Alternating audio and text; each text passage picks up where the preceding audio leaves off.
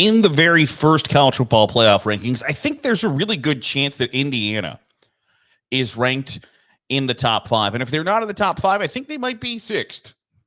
IU is 9-0, and they are beating the brakes off of everybody that the Big Ten put in front of them and their non-conference schedule, which was not difficult by any stretch of the imagination, went really well for them too. They are mollywhopping everybody in the Big Ten that they are playing. Now, they don't play Penn State. They haven't played Michigan, haven't played Ohio State yet, don't play Oregon. So it hasn't exactly been a murderer's row. But they are undefeated. They are 9-0.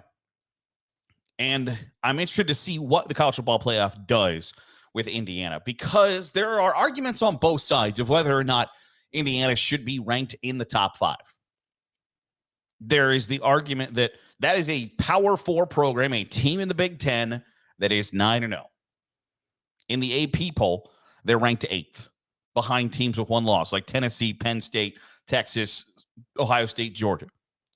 So there's a plethora of teams with a loss in front of them, and Indiana does not have one. I think on one side of the argument, it's that, it's a Big Ten school that's undefeated through their first 9 games. If that was Ohio State, Michigan, Penn State, Wisconsin, Iowa, Nebraska, Oregon, Washington, USC, would those schools be ranked probably number 1? Probably. But IU is not a football power by any stretch of the imagination. They do not have the football history of when you look at the teams who are ranked above them. Tennessee, Penn State, Texas, Miami, Ohio State, Georgia, Oregon. Indiana is sticking out like a sore thumb. Even the schools behind them, at BYU, Notre Dame, Alabama, Boise State, SMU, LSU, Texas A&M. One of these things is not like the other, and it's Indiana. So the argument would be, if that was Ohio State with the resume that they have, they would be the number 1 ranked team in the country. But because it's Indiana, they won't be ranked as the number 1 team. They won't be ranked in the top 5. And I think there's part of that is a valid argument. I think that is absolutely something that you can look at and say, yeah, they're 9-0, and they are beating teams 47-10 and 31-17 and 56-7, 41-24, 42-28, 52-14, 77-3.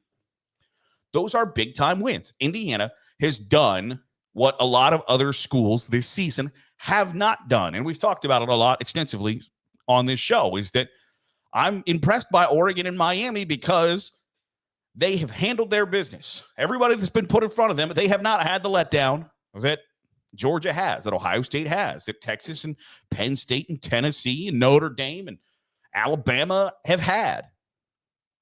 Indiana has lined up and kicked everybody's ass they faced, which is something not even Oregon can't say, that they've kicked everybody's ass that they faced. Miami can't say that we have just beat down our opponent week after week after week. The only one who could really say that is Indiana. And so I think there's a case to be made for, should they be ranked in the top 5? You can argue that if the roles were reversed, if Texas was 9-0 and Indiana was 7-1, Texas would be ranked as the number 1 team in the country, and Indiana would be ranked 22nd. I don't think that's outrageous to say. But then on the flip side, and this is probably where my one biggest issue with the College Football Playoff Committee comes up, is that when you look at Indiana's resume, what's the standout win? What is the win that makes you go, yeah, that's impressive? Of the 9 teams that Indiana has played, exactly 1 is receiving votes in the AP Top 25. And if you go by the vote rankings after that, it would be Washington. It would be ranked at 30th. 30th ranked Washington is the best team that Indiana has played. Now, they beat Washington by a couple of touchdowns. But Washington, 2024 Washington, if that's going to be your hang your hat on the 5-4 Huskies. I don't know that makes you feel all warm and fuzzy inside, that you feel like we've got Washington would be ranked behind Louisiana Lafayette and UNLV and Tulane. So if that is the big time win on your schedule, I mentioned last weekend that I thought Michigan State, that there was a good chance Michigan State was the best team that Indiana had played this year. And Michigan State is now 4-5. So not exactly a strong resume for the Hoosiers. And that, I think, is the counter argument too. If the roles were reversed, if this was Ohio State, if this was Michigan, if this were Penn State, they would be ranked number 1 in the country. And you could probably have that argument. On the flip side, Indiana has been the gigantic beneficiary of a really, really bad Big Ten schedule, where not only the Big Ten schedule, if you look at their non-conference, was Florida International, Western Illinois, and Charlotte. Those are not exactly Western Illinois, God bless their souls, is, if not the worst, damn near close to the worst FCS program. Florida International, if that, they're 3-6. If that is your kind of like, hey, we're really challenging ourselves non-conference, just like Florida International, Charlotte is 3-6 this season. Got a nice sneeze out of the way. They're 3-6. So the worst FCS program in America, and then 2 3-6 group of 5 schools is your non-conference. That deserves scrutiny. And I don't think you can argue really any other. If you're going to be up in the upper echelons of the college football playoff discussion, your non-conference schedule has to be looked at under the microscope. And Indiana's non-conference schedule is dreadful. And I can't blame them.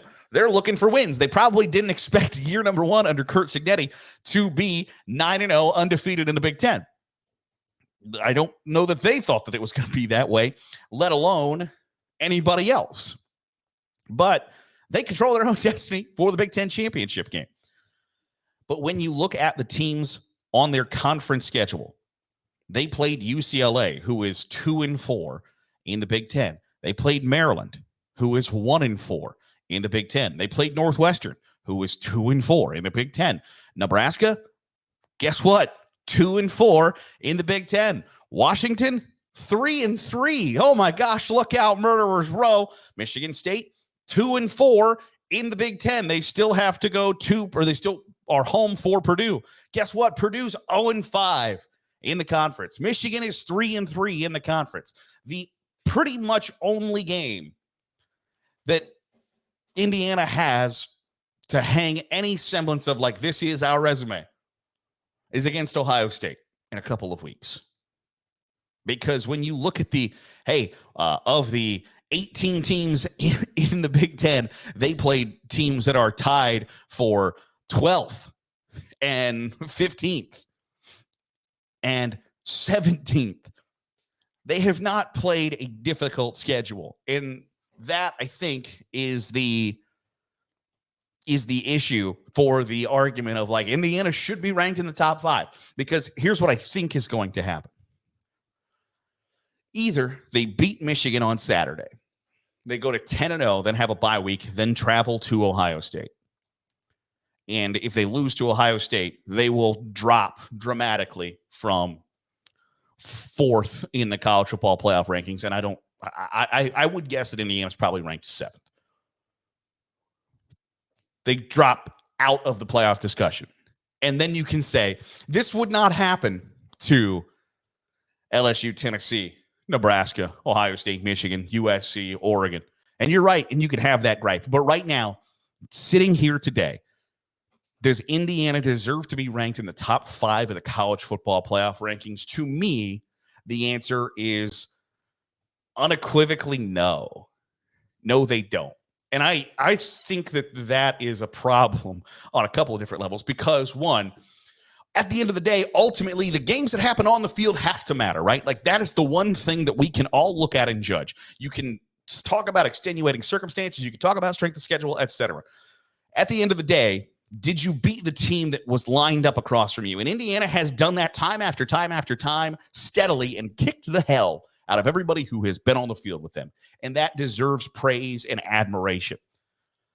Then there comes the other stuff that comes with the brand and the strength of schedule and the, well, actually, but ultimately, what is their resume right now to be ranked in the top 5 or ranked in the top 10? That doesn't include there being a goose egg in their record. I don't have the answer to that question. And it's likely that you don't, they don't, and the College Football Playoff Committee doesn't either. And so that's where I think I'm at with the Hoosiers is, are you undefeated? Yes. But what have you shown me of who? It's essentially your resume is here's who we haven't lost to rather than here's who we've beaten. And that's not necessarily 100% under their control outside of the non-conference slate, which I think they would admit sucks. But the argument that this would be a top-ranked team if it was somebody else in the Big Ten, I don't know that it holds a ton of water in this situation, because I think if Ohio State's non-conference schedule was Charlotte, Florida International, and Western Illinois, and then the teams that are finishing 14th through 18th in the Big Ten thus far, I think that would be under scrutiny too, and deservedly so. So, does Indiana deserve to be ranked in the top 5 of the college football playoff? To me, no. But we'll see on Saturday, because I think a win over Michigan, regardless of what Michigan is in 2024, is still going to be a like, hey, I think to Indiana, a win over Michigan is similar to, you know, if Mississippi State beats somebody like Oklahoma, Texas, Texas A&M, Florida, Georgia, LSU, that to them is like, hey, we're not supposed to do this, and we just did this. That should mean something. So we'll reassess after Saturday. But I just know when the first college football playoff rankings come out, I get the impression that Indiana probably is not going to be thrilled with where they are ranked and use that as the chip on the shoulder, disrespect, nobody believes in us mantra. But I don't know that it is disrespect. It might be like you are rated appropriately until you lose. And I don't see IU going 12-0, just a hunch. And we'll see what happens then. Then I think they can gripe. If they lose and they fall from 4th to 21st, then yes, I think you can say, hey, this didn't happen to Penn State. This didn't happen to Tennessee. This didn't happen to LSU. This didn't happen to Texas. And they'll have an argument when and maybe if that happens. Want to know your thoughts. Where would you rank Indiana in the first college football playoff rankings? Would love to hear your thoughts in the comments down below. That'll do it for today's episode of the Daily Huddle. Appreciate you making us a part of your day, however it is, wherever it is you're doing so. If you are watching on YouTube, hit the subscribe button. Make sure you're getting all the great college football content we're pumping out. If you're listening on a podcast feed, drop a 5-star review. Goes a long way in helping out the channel. I'll see you tomorrow for another episode of the Daily Huddle.